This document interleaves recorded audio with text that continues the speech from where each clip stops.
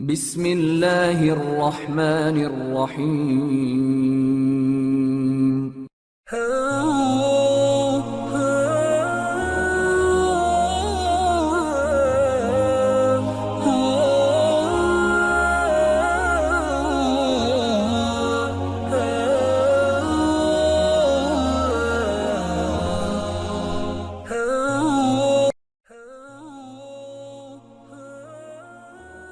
نبی کریم علیہ الصلوۃ والسلام کی ذات اقدس کے حوالے سے سلسلہ پنجتنی نے نوجوان نسل کی بہتر رہنمائی اور آگاہی کے لیے ایک سلسلہ وار پروگرام فوق البشر کی عنوان سے ترتیب دیا ہے۔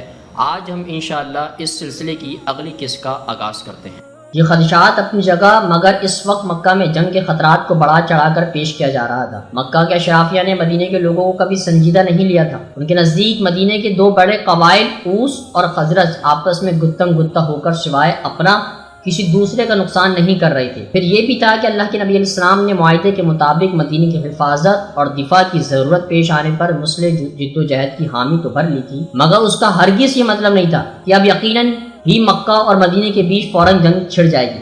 مدینے کے کل آبادی تقریباً مکہ کے برابر تھی، یعنی دونوں ہی شہر 25 سے 30 ہزار نفوس پر مشتمل تھے، مگر یاد رہے مدینے کے لوگ صرف دہقان تھے، ان کی گزر بسر زراعت پر تھی۔ وہ مکہ کی طرح سیاسی اور ریاستی معاملات سے نابلد تھے، وہ تیز ترار اور جنگجو نہیں تھے۔ یہ تو صرف مدینے کا احوال ہے، آپ علیہ السلام خود بھی تو آج تک عدم تشدد کا پرچار کرتے آئے تھے، بلکہ عملی طور پر بھی آپ علیہ السلام نے مکہ میں تشدد کا جواب عدم تشدد سے ہی دیا تھا، جو واضح طور پر ایک کاری ہتھیار ثابت ہوا تھا۔ چنانچہ جس جنگ و جدل بارے مکہ کی اشرافیہ تجار کونسل میں جمع ہو کر سوچ بچار کر رہی تھی، وہ ہتھیاروں کی نہیں بلکہ نظریات کی جنگ تھی۔ نبی کریم علیہ السلام نے دیکھتے ہی دیکھتے روایتی قبائلی نظام کے تصور کو بدل کر دیا۔ وفاداری اور شناخت کو آبا و اجداد سے علیحدہ کر کے برتر ذات قدیم ترین روایت سے جوڑ دیا تھا، لیکن اب تک ان کا یہ نظریہ ایک اصولی موقف سمجھا جاتا تھا، اور وہ اب اس موقف سے نکل کر باقاعدہ عمل پر اتر آئے تھے۔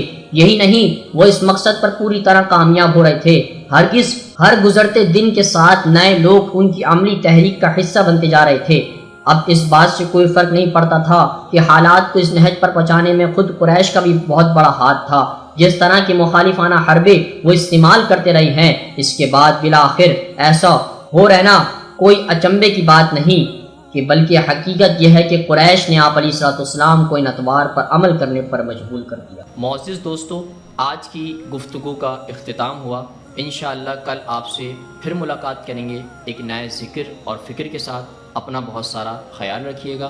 اللہ حافظ۔